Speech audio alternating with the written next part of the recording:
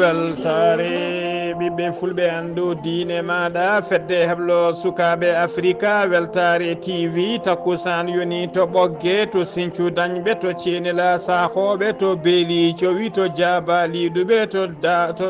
to sinthiana dara ceerno mamoudou waddou ko on takkusan juula ha e nder galle ceerno mamadou moussa ly to dara haalayɓe ko taari ɗum kala ene jeeya e gardidi kabaruji men to leydi mauritanie catala bitengal tasour ngala finasi addi ballal mabɓe yidde ɗoftude fodde kene qime ha capanɗe 65 coopérative e ndera kay hayɗi ha joni to leydi mauritanie ma en jaaha to ligseba gorgol wuuro worgo e ola saaha kala heblanade ko fate mawninde jamma jibinede nelaɗo men sallllahu alayhi wa sallam to leydi sénégal kawguel ko fate kawguel international ɓuura wawde ɓuura kay sellude ɓuura welde e sellude jangguin qouranel kérima bannoguel to Dubai aljuma hanki o ko sénégal najo ari yesso ko suka debbo kañuma ari yesso to leydi mali ma en jaaha to meneka plateforme pelle ɗiɗi witede msa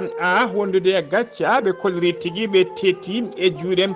fedde daes woni seɓɓetiɓe ɓe kebte mon kene qime ha ujunere dammol hakkude mbaalu e jawdi maɓe tottita jomumen hano hannirta ni to leydi burkina faso capitaine ibrahima traoré l'homme fort du pays gardiɗo leydi ndi e oɗo saaha joni o joddima e dendagal ambassadeur uji e consul aji tawateɓe nder burkina faso to leydi guiné conakry fndc woni front national pour la défense de la démocratie ɓe erima dendagal guinénaɓe kala wonde kay ñande 17 lewru octobre gonɗen du koɓe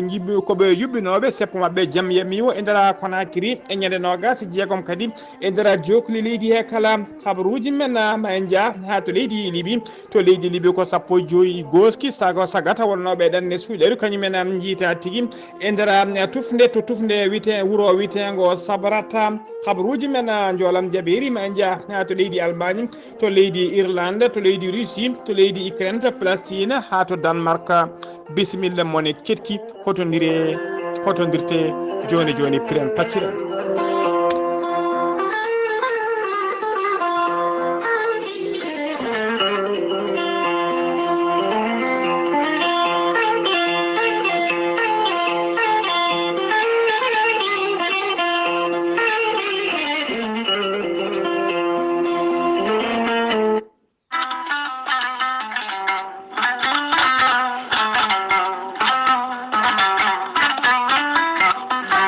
fulɓe mbi rentade ɓuuri safrade rento ñabboji cabotoɗi ha ƴiƴam ɓanduma wasa dogde nder ɗaɗi maɗa so tawi ala ko heddi so wona ƴiƴam ma dogata e ɗaɗi maɗa a tuƴima a hofima koyɗe muusi koppi muusi holno mbatta jokkodire gorel teyya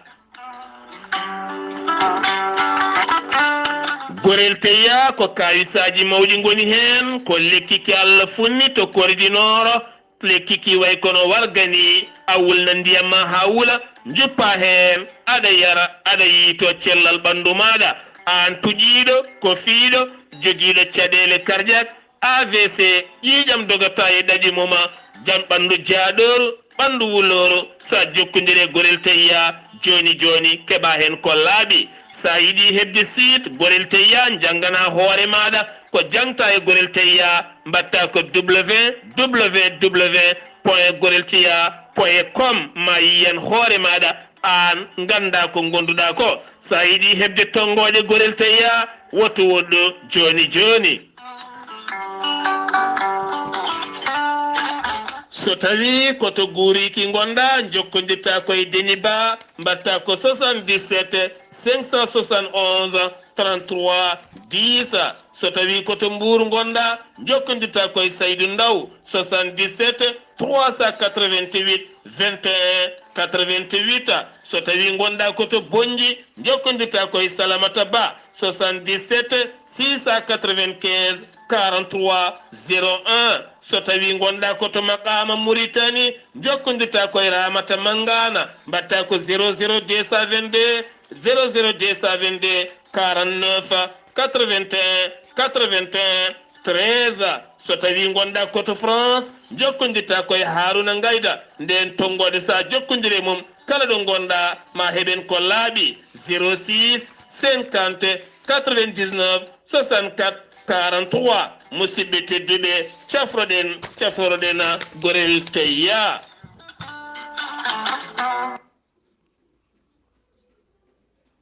fadde sappo je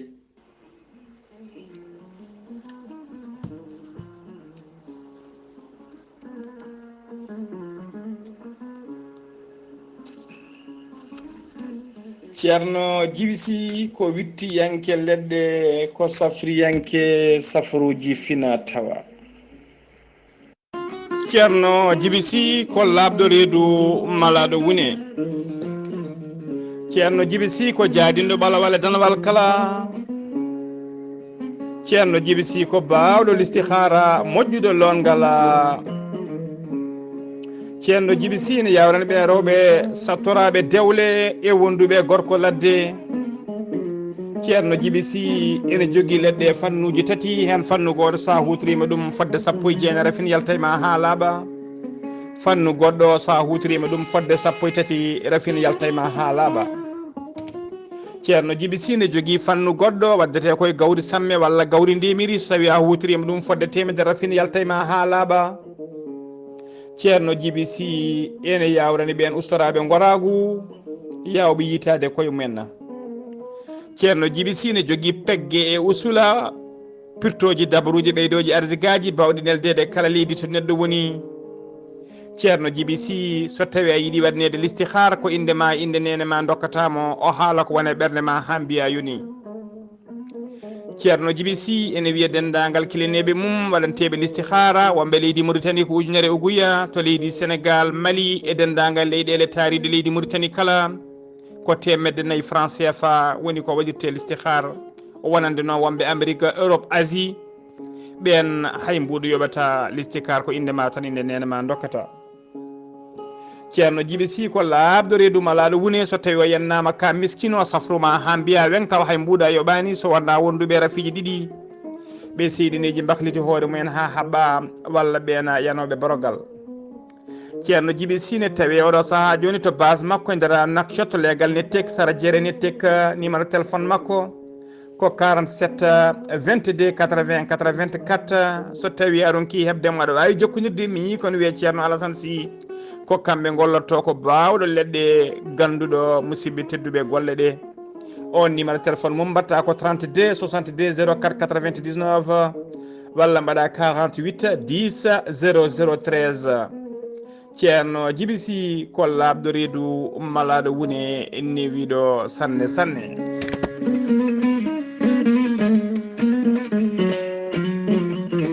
Kettode kaburuji mon e ɗemngal pulaar. Afrique,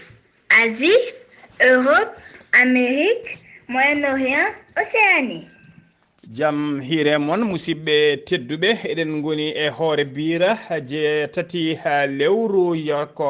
yarkomaa hitande ujunnaje ɗiɗi e nogas e ɗiɗi habruji mon e ɗemgal pulaar e sawta he ko musidɗo moon sehil moon Ghalii Abuu Bah to karallagal ha mbawon yiide en to banggue karallade banggue nete ɓosoje ko miñi men sehil men Saydou Abou Bah hono no mbirduɗen e gardiɗi kabruji men koto leydi Mauritanie pudortoɗen to leydi Mauritanie likse guen ha to wuuro men likse ba gorgol oɗo saaha kala wuuro likse ba gorgol kala woni tigui koye heblanade ko fate mawningol jamma jibinede nuraɗo men sallllahu alayhi wa sallam jamma onon ko ñalawma hande o ɗum walla ko jamma hande o ɗum yuɓɓinte e nder wuuro ngo likse ba noon ene jiiya e guure e nder Fouta to ene jiiya e guure idiɗe yuɓɓinde ko fate mawludu nabi sallllahu alayhi wa sallam e nder reedu Fouta oɗo saaha kala noon walla diɗo duuɓi kala noon kala kayit ala ko heddi so wona kay jamma o so ala ko heddi kay so wona ɗum fandima eɓe kewi yuɓɓinde ko fate ko wiyete burdi taw ko ngollo hitande hikka nde noon woni 4e édition wona miijo moƴƴo noon e ɗinal ngol lawol poccigol fernogol ko biyeteneɗo ceerno Amadou Oumar Sy ɓurnoɗo lollude Alpha Sy jaltuɗo oɗo saaha ka aduna eɗen mbiya yo Allah yurmomo yafoma haalnumo aljanna ko kanko tigui ferno ko fati kay e wadde burdi heblanade ko fati mawludun nabi sallllahu alayhi wa sallam ɗum yuɓɓinama nder wuuro ngo haalo no hanis ni e oɗo saaha joni wuuro ngo kala koko pari kayni heɓini ni jaɓɓade jamma hande o jamma mawninde annabi men sallllahu alayhi wa sallam. en ketto hen ceerno Baby Sy to radio Likseba gorgol. ceerno Baby Sy, assalamu aleykum. حمزة وكذا عباس سيدنا ونجلهم الكبر ما زالت به مولاي صل وسلم دائما ابدا على حبيبي jam hire mon hettiyankoɓe weltare ɓiɓɓe fulɓe andu dinema weltare tv. jam hire ma Ghalii Abuu Bah hande ko aset jeetati lewru yarkomaa hitande jone ɗiɗi e nogase ɗiɗi ne hawre e sappogo lewru mawludu tawi fergane yaari hitande jonere temedde nayyi e capannayyi e nayyi yuɓɓinama to Likseba gorgol kolol nayi biwol on 4e édition tawi ko timmode ɓurde tawi ko jaɓɓorade jamma jibinede annabi o sallllahu alayhi wa sallam tawi ferno ngolɗo lawol alliyankewol ko Ahmad Oumar Seydou Sy yo weeli Allah woni e makko ko kanko ferno ngollo lawol alliyankewol yuɓɓinama ñande alkamisa nde silki alqur'anil karim tawi ko yeeso tawtorede khalifaɓe diine e aada kala tawi ko janngude deftere Allah teddunde duwanadema e duwanade ɓesguji wuuro ngo e ɓesguji julɓe kala nde ha silki o timmi dowuji mbaɗa yimɓe caaki jamma o waɗa ko madhu nabi sallllahu alayhi wa sallam e simtude gurdam nulaɗo Allah mo jaam e kisal woni e mum ha joni kabaruji men e ɗemngal pulaar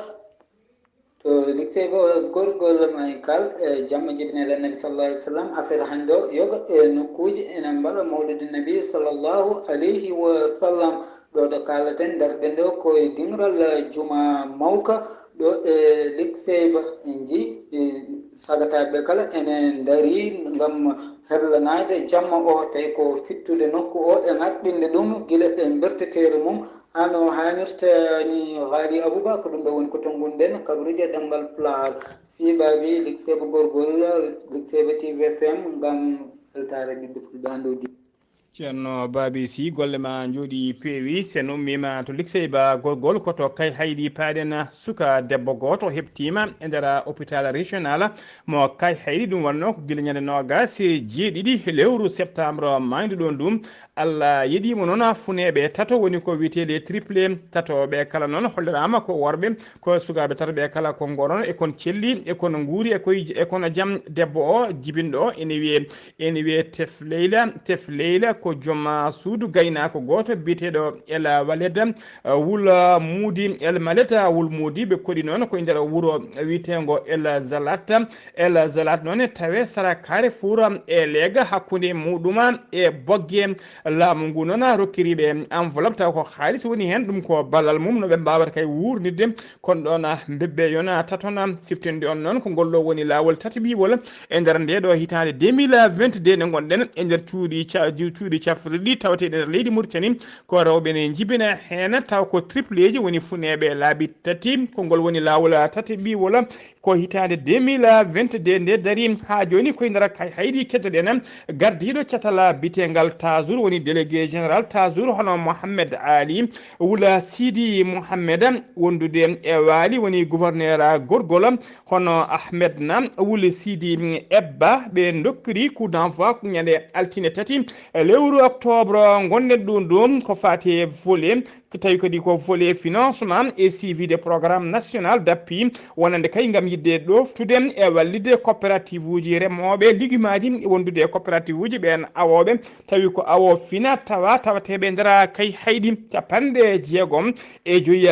coopérative keeɓi tigui ɗen balle tawi hen capanɗe joyyi e goho ko coopérative uji wonande ɓen remoɓe lijumaji 14 coopérative keddiɗi ɗi ko wonande kay ɓen awoɓe taw ko awoji awo fina tawa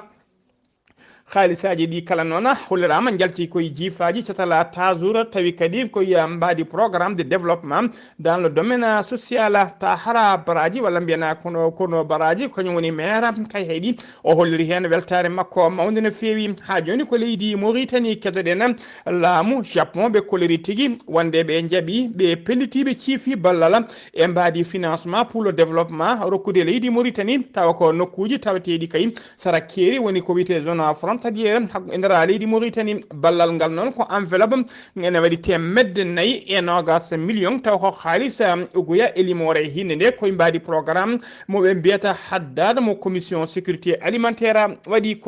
commissaire à la sécurité alimentaire o leydi Mauritanie hono Fatma Minto Khatri kañum siifi o siifde ɗum noon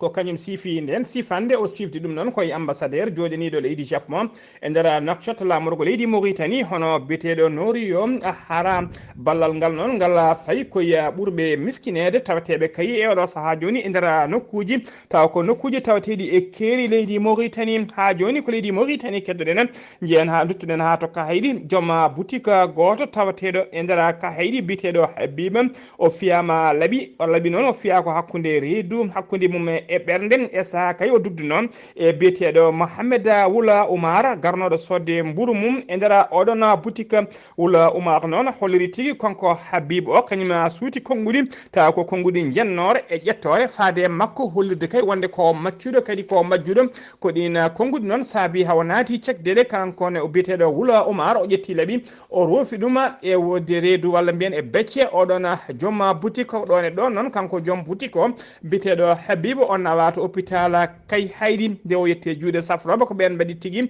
mbaɗimo tigui nuldimo ko ɓuuri yawde mbadi évacuation to hôpital uji tawteɗi e nder Nouakchott Wula Oumar holliri wonde koreji Habib jani galle makko keeli bafal makko police noon holliri tigui teeɓima rewɓe tatata ko jeeyaɓe jeeyaɓe tigui jeeyaɓe e famille Habib yinnoɓe yande e galle Wula Oumar ala saaha joni loskoji nana jokki ha joni ko leydi Mauritanie keddoɗen jeen ha to Nouadhibou madame Nana Mintou Chakara ko kañum woni cukko gadano maire taw ko commune mo Nouadhibou o jaɓɓima ñande talata ɓennuɗo o ballal ummorade e fedde nde wona laamu woyine ONG biyeteɗo ONG Olvea tawi joɗani nde oɗon ONG nder Nouadhibou ko ONG biyeteɗo Mauritanie ballal ngal noon ko temedde 6 cartable wondude de kitte taw ko kituji scolaire ngam yidde kayem faabade e wallude ɓeɗon élevaɓe tawateɓe e nder wuuro Nouadhibou taw ha tengti noon taw ko janggoɓe école aji tokosi woni école aji fondamental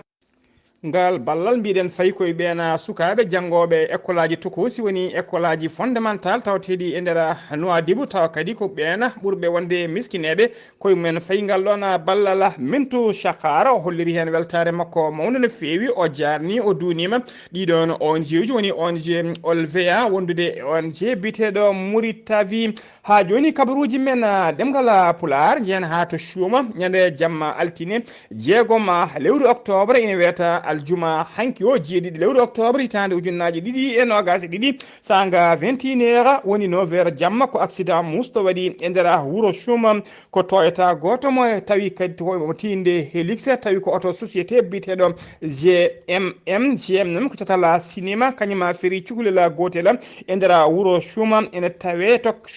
to Carrefour ummorade Zoyrata faade Nouadhibou kono wuuro ngo jeeya tigui koye nder jeeya koye muqatamo attara suka peraɗo o noon ko hen hawri e ladiala ko nene maggel nelno makko nelnoma kay yo yaw sodonoya ɗum carte crédit chauffeur prix de mo noon ene wiye seyga ɓuuri lollude ko seyga nde o feri cukalel ngel neno tinani komo wonduno kañum tigui andinimo wonde yo andu ko prix ɗo cukalel ko ɗon o darti ɓe tawi cukalel ngel ene ɓitti hakkude auto o ko hen tigui ngel wasi fittandu maggel o cukalel basguel fittandu maggel ngel e ngel wiyetno eri wula boyde den e mbiya yo Allah lomto lomtina ha joni kabaruji men ɗemngal pulaar senno mima to leydi Mauritanie koto Sénégal paadena kawgela windere tawi ko ɓuura welde e sellude jangina qur'ana waɗi aljuma hanki jeeɗiɗi lewru octobre hitande ujunnaje ɗiɗi e nogas ɗiɗi kawgel ngel waɗi koto Dubai ko kangel noon woni kawgel battowel laabi jeegom woni 6e édition du concours international des récitals de Saint-Coran ko leydi Sénégal ko kañumen heeɓi polgu saabu kay ko suka debbo biteɗo Sokna Ndate Cissé kañuma heeɓi polgu kañum ari premiére o jeeya noon suka debbo jeeya koto wuuro Touba ha joni ko leydi Sénégal keddoɗen accident aljuma hanki o accident muso waɗi taw ko oto jollunoɗo Abdoulaye Daouda Diallo wondude Abdou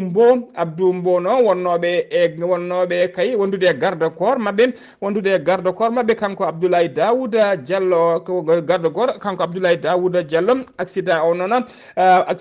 accident mus o waɗi noon ko oto ko ha oto makko accident o noon musino fewi saabu kay ma oto makko o yani ha waɗi tallo barigala woni ko wiyete tono accident o waɗi ko hakkude wuuro wiyetego Bembey hakkude mum e Diourbel accident o noon kala e bonde accident o kala e bonde Allah dandiɓe hen hay goto mabɓe yaltani aduna kamɓe ɗi kollirama tigui ko garde corps o tan kañum gañi hen e junggo kono heddiɓeɓe kala woni Abdoulaye Daouda Diallo wondude Abdou Mbo e chauffeur o kala Allah dandi ɗumen hen haydara ala ko keeɓi Abdou Mbo ko sardiyanke so tawi noon ko Abdoulaye Daouda Diallo e oɗo saaha joni ko ministre d'état kañum kadi woni directeur cabinet hoorejo leydi ndi Sénégal Macky Sall kamɓe ɗiɗo kala noon koye jaggue mawɗe e kaɗo landa bite ka APR walla diɗal landa bitegal Benno Bokk Yakaar hollirama saabi accident o noon saabi accident ko oto mabɓe o doganno dogdu fakkindu no feewi o felmi camion goto pannoɗo ne daari e dow ha lawol ko ɗum saabi accident o garde corps o noon ene wiye Sadio kañum gañi e junggo chauffeur o noon mbiɗen Allah dandi ɗum hen kañum e Abdoulaye Daouda Diallo Abdou Mbo kala ko Macky hollirama noon ɓe jahanno ko mission tawa kadi ko mission mo Macky Sall nulnoɓe faade Kaolack ko faade kay keɓugal mawninde jamma jibinede Mouhammadou nelaɗo men sallllahu alayhi wa sallam ha joni koye on fannu keddoɗen accident musto waɗi e dow lawol autoroute ila Touba tolno Bambey ko oto mo hinde Mercedes tawa kadi komo 4x4 couleur ɓalejo ko kañum waɗi accident waɗi hen noon mayɗo goto e barmuɓe hewɓe no fewi Mercedes o noon Mercedes o yinno tigui ko dattade woni dublude oto goto gonnoɗo yeeso makko ko ɗon o felmi e camion oto pannoɗo e dow lawol hollirama tigui ko famille Dakar naaɓe taw ko holɓe to legal bitegal Mariste fanoɓe Touba kañumen jolno e oɗon oto mo hinde Mercedes 4x4 debbo goto wasi hen fittani mum baba galle o noon gañima hen gañanɗe musa no fewi oɗo saaha joni kala ko perduɗo conscience makko ha joni ko leydi Sénégal keddoɗen gam tengtinde jokkodiral moƴƴal e koddigal moƴƴal hakkude galleji diine khalifa général des Mourides hono Serigne Mountaga Mbacké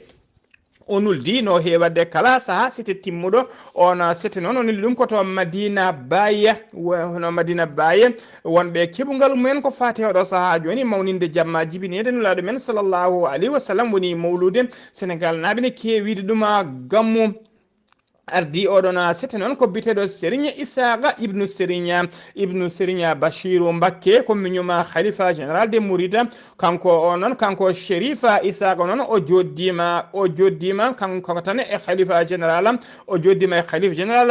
Baye ɓe jewtidi ko juuti noon tawa yewtere mabɓe ko a huis clos woni Samba Tawaka Demba Tawaka ko kamɓe ɗiɗo tan mbawi yewtide ɓe jewtidi ko juuti noon e nder sete o kadi ene tawe hen Serigne Babacara Mbacké Mukarabu ene jeeya e oɗon setenulaɗo to Kaolack ha joni kabaruji men ɗemgal pulaar to leydi Sénégal kala no didanno woni koye yuɓɓi woni tigui koye keɓogal yuɓɓinde jamma hande o jamma jibinede nulaɗo men sallllahu alayhi wa sallam wuuro Madina Gounass wuuro teddugo yatirani hen caggal ma en ketto hen noon keɓogal ngal ko fati kay e konngudi biteɗo kaw Cheikh Diallo ƴetti konngudi makko ko musidɗo men seydi men joɗaniɗo en to Madina Gounass hono Ama Sambalo kadi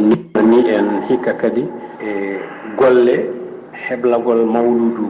2022 ɗo e juma mawka ka Medina Gounass fof timmi woni fof timmi fuɗɗorade e almuɓe ɓe no ɓe kewno waɗirde ni ɓe kewno ko wadde tadrib ko adi ñalawma o hikka Allah newni ɓe mbaɗi hen jeewi ha hande jogori wonde jeegom ɗo galle men ɗo jogori waɗede hande uddete so ɓurɗi wonno ko hande ɓurɗo o uddete ɗo e wuuro men teddugo Medina Gounass ɗon to banggue almuɓe ko noon sifori to banggue siira to kadi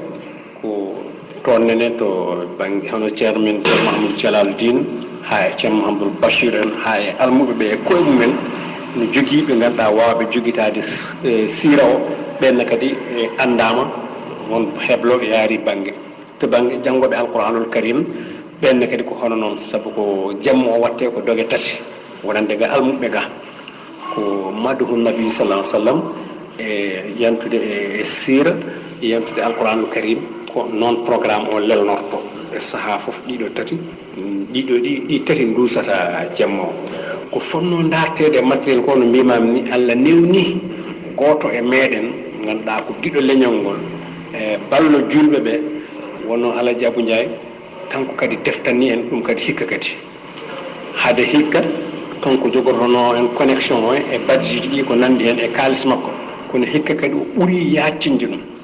dendagal ko fati ko joguitte to banggue matériel organisation ɗum kadi Allah newni e ballal makko o yettini ɗum to foti yettinde ɗum to ha ɗum heeɓima yaari banggue nekete to banggue mawludu o kala ko hebleteno heblama timmi ko heblorno fof e heblama timbi ko musidɗo men kaw Cheikh Diallo haala makko noon ƴetti ɗum ko Amadou Samba Lo kabaruji men e ɗemgal Pulaar sen nomima to Medina Gounass woɗɗani leydi Mali ñande talata naya lewru gonɗen ɗum colonel Azimi Koita ko hoorejo leydi Mali o yewtidi ko juuti to banggue téléphone e sehil makko Vladimir Poutine kañum ardi gendi Russie ɓe jewtidi ko heewi noon ko fati kay e jokkodiral moƴƴal e gollodiral hakkude dulligal duumigal hakkude leydi ɗi ɗiɗi to banggue faggudu e to banggue ndenka kala tawi ene wondi e respect ene wondi e teddugal e nder yewtere he noon Vladimir Poutine bismima momo invité mo kanko colonel Azimi Koita nde wawata arde tawtorede e sommet woni batu ngu leydi Russie heewi joddade e kala saaha e dongre Afrique nguna batu noon ɓoyata ngu jooɗo tawa kadi ngu jooɗoto ko nder leydi Russie to wuro wiyetengo Saint Petersburg ha joni kabaruji men ɗemgal Pulaar to leydi Mali yen ha to Menaka sagataɓe joguitiɓe tawa koɓe laamu ngu heptini ɓe laamu ngu heptini tawi kadi koɓe pinde plateforme woni pelle ɗiɗi jokkodirɗe ndini doole mumen woni fedde wiyetende MSA e wondude gacca ɓe kepti ɓe keeɓi fattange heptude e juuɗe seɓɓitiɓe ɓe hinde Daesh gila ñande Daesh gila ñande 5 lewru octobre gonɗen ndu kene ɓuura ujunere dammugol hakkude mbaɗu e jawɗi e juuɗe seɓɓitiɓe hen ɗum noon ɓe kollini ko caggal kay nde kuure e condi duki hakkude mabɓe ko juuti hakkude mabɓe e Daesh woni état islamique haade nde noon waɗi ko sara wuro witengo Inazol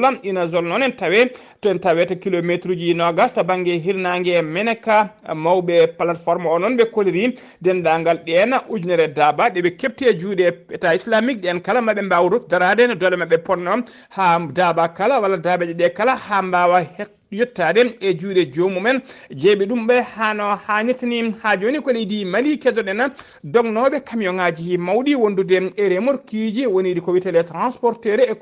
conducteur routier ɓe leydi Mali fedde mabɓe hujjikintoɓe mabɓe ɓe kolliri tigui komi walliri ki keɓade laamu ngu jaɓani yoltude hujjaji mabɓe ɗiɓe namdi koɓe ɓoyata ɓe natana tikkere hofgo juuɗe ngo balle tati woni 72 heures ɗen tikkere hofgo juuɗe noon ngo fuɗɗoto ko ñande 12 ha ñande 14 lewru octobre ndu gonɗen ɗum fedde hujjikintoɓe holliɓe kabaru o noon wiyetede GST CRM woni groupement des syndicats de transporteurs et conducteurs routier di Mali ɓe kolliri noon ɓe bindino ɓatake mabɓe faade e laamu leydi Mali on ɓatake noon référence mum ko 2109/2022 GST CRM ɓe kuccino on ɓatake ko ya madame ministre kalfina nationale ko fate travail fonction publique e di dialogue social ɓe hujjaji ɗi ɓe namdino noon ko indira ɓataki o ko ni lelori yo dokko ha laaɓa ko fate police e gendarmerie e douane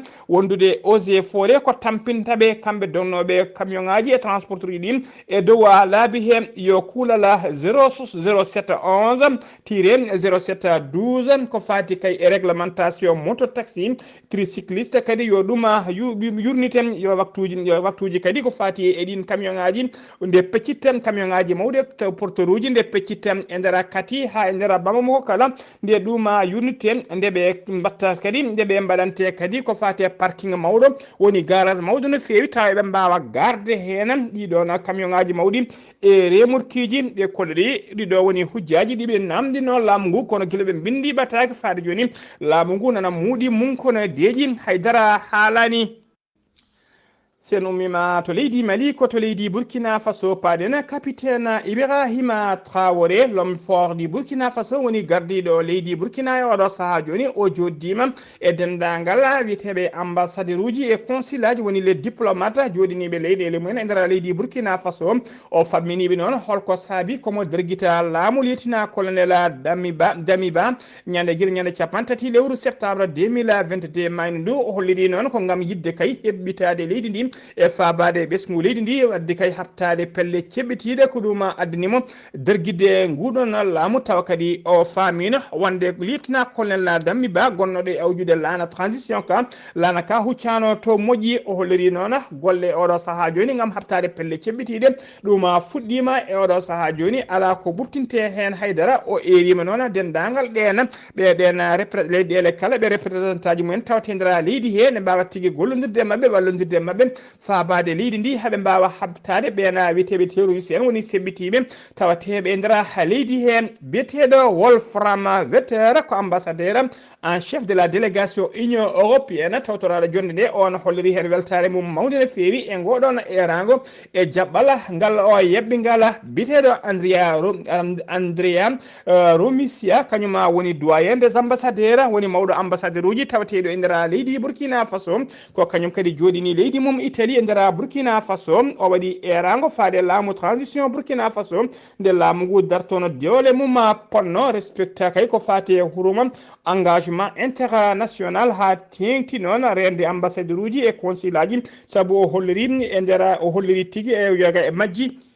saabu o holliri kay yoga e ɗin ambassadeur uji yoga e ɗin ambassade uji walla consulat ji mbaɗannoma tigui e seppoji bannoɗi ñande goho ñande ɗiɗi lewru octobre jananoma walla e majji duppanoma walla e majji kadi puɗɗinoma helede ɗum noon laamu ngu ne foti darade no doole mum ponno beele gueɗe baɗi ni ne dokko ha laaɓa e nder leydi he so numima to leydi Mali koto so numi leydi Burkina Faso koto leydi Libi paɗen croix rouge mo leydi Libi ɓe kolliri aljuma hanki o wonde sappo e joyi goski innama ADN jiitama to tufnde wuro witengo sabarata tawatengo to hirnange leydi Libi ko ɓuuri hewde e ɗiɗon goskiji koko cumi ha koñi woni calcine sabarata noon ko wuro tawatengo capanɗe jeeɗiɗi kilométre Tripoli lamorgo leydi ndi goskiji ɗi kala noon nawama to morgo wuro ngo goskiji kewɗi noon tawa kene cumi tawa tigui kene cumi ha koñi e nder bateau o goskiji ɗi mbawata heptinede siftinde on noon kadi siftinde on e lewru juin ndu to e nder lewru tana musɗo bawɗo ni waɗino to wiyete Melila e gan sanga kono gasa tato immigré woni yinnoɓe ɗannade ɗanne sursuɗe kañumen mbasno toon pittali men koto leydi Guinée Conakry paɗen aljuma hanki o fedde guinenaɓe taw ko daraniɓe ko fati rende ko fati constitution leydi ɗi catala bitegal FNDC woni Front National pour la défense de la démocratie ɓe erima kayi wonde koɓe yuɓɓinoɓe seppo jaam yamiwo ñande sappo e jeetati lewru octobre e nder Conakry lamorgo leydi ndi ɓe kolori kadi ñande nogas e jeegom lewru octobre gonɗen ndu woni lewru yarkomaa ndu koɓe yuɓɓinoɓe seppoji e nder jokli leydi he kala taw ko seppoji jaam yamijo ɗina seppoji noon ko hollirde e mette mabɓe ɓe beltanaki haydara e laamu transition e gardugol colonel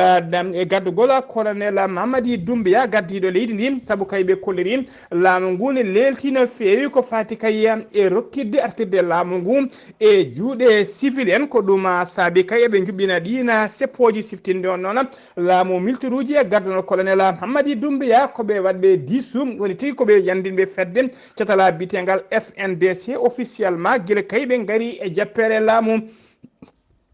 kabaruji men e ɗemgal pulaar koto Djibouti paaɗen laamu leydi Djibouti ɓe kolliri tigui wonde ɓe jani ɓe kolli ɓe jani e joguitiɓe gam tekkinde nden ka e kisal e rende l'unité woni gotago leydi ɗi catala bitegal FRID noon wona noon haaliri holliri tigui ko riposte jango ngu koye mbadi riposte noon woni tigui dartade yanno yinnoɓe yande mabɓe ko wawi wonde hen kala hollirama yimɓe jeeɗiɗo mbasi hen pittali men nayo mbarmi hen jeegomo majjinama melew mayɓe barmuɓe majjuɓe melewɓe kala koto banggue dadiɓe leydi ndi ɗum waɗi ko jamma aljuma ina wiyata jamma alkamisa ne wiyata aljuma hanki o sanga 2h du matin e nder base militaire biteɗo garabistien koye nder on camp tawate dadiɓe taw ko joguiɓe ndenka biteɗo kajura koto centre afrique paaɗena ɓoyata dadiɓe leydi france tawateɓe nder centre afrique ɓe hinde mislog woni mislog noon woni mission logistique leydi France tawateɓe nder centre afrique ɓen noon mbasi tigui koye catala bitegal EFG woni élément français o gabon ko toon ɓe mbasi ɓe ɓoyta ɓe jalta haalaɓe nder centre afrique ko ambassadeur joɗiniɗo leydi France to banggue kañuma ɓayini kabaru o kono rokkani calendrier woni tigui dawal kay daddana ɓe jaltata haalaɓa kono yimɓe hewɓe ene ɗamini ɗo e mayirde hitande nde maɓe jaltu leydi centre afrique ndi haalaɓa kabaruji men jolam jaɓɓiri koto leydi Allemagne paaɗen acta taw ko golle sabotage tawi kadi joofi ko bonnude kabluji jokkodiroji radio ji ɓen jognoɓe laaɗe jondi woni train e gollotoɓe e train ngaji kala waɗama e nder leydi he to rewo leydi Allemagne ɗum saabima pan muso no fewi aseta hande o ha kena wona heure tati dendagal train ji dogoji to banggue rewo leydi ndi kala ɗum wawi dartinde golle mumen koto leydi Irlande paaɗen fettande woni explosion mawɗo waɗi e nder station essence to rewɓajo hirnangue leydi ndi waɗi hen mayɓe jeeɗiɗo ɗum waɗi ko aljuma hanki jamma aseta hande o po subaka law police jokki jiilaw mum ƴewde kay so tawi ala mayɓe walla barmuɓe waɗɓe tawateɓe nder oɗon nokku koto leydi russe paaɗen tonne ko oto goto tufaɗo bombo woni voiture piégé kañuma fettande mawde no fewi ha wonti cuumu e dow pont taw ko pont mawɗo garɗuɗo tawateɗo to Crimée e dow on pont noon otoji e treji kala ko hen peccita ummade Crimée faade leydi Ukraine on pont noon ko citerne carburant dimtinoɗo carburant kañum fetti dow oɗon pont dow oɗon pont ko pont mo Vladimir Poutine hoorejo leydi Russe mano gam kay dendagal matériel arme makko e train ngaji ene mbawa jelnoji troupe aji mabɓe militaire uji ene mbawa feccide on pont natoyde leydi Ukraine koto leydi Palestine paaɗen to Cisjordanie occupé ko palestinajo goto wasi toon fittande mum subaka aseta hande o taw ko dadiɓe leydi Israël jooɓi fittanu makko ɓe mbarimo noon koto wuuro witego jenina tawete rewo Cisjordanie noon ene tawi nder leydi Palestine ko heddere nder leydi Palestine mo Israël diwi jooɗi hen guila hitande 1997 aljuma hanki o kadi ko palestinaɓe tato mbarato noon hen goto ko suka tokoso jaaro duuɓi 14 koto leydi Ukraine paaɗen FMI woni Fonds monétaire international ɓe koliri tigui maɓe ɓoyata maɓe nanno juuɗe e jiifaji mabɓe ɓe jaltina piccal 3 woni 1,3 milliard taw ko haalisa dollar koye mbadi noon wallidde leydi Ukraine ko financement d'urgence wallidde leydi Ukraine koto leydi Danemark uddirten kabaruji men to leydi